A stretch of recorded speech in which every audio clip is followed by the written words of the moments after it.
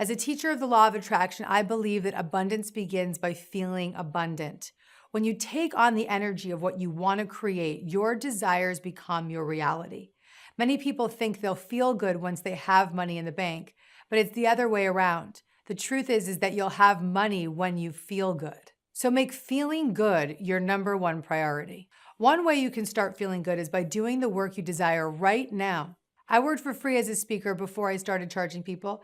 I created YouTube videos way before I was ever on TV. So you know I worked for free for a while to gain that confidence and experience, and I really built up my skills.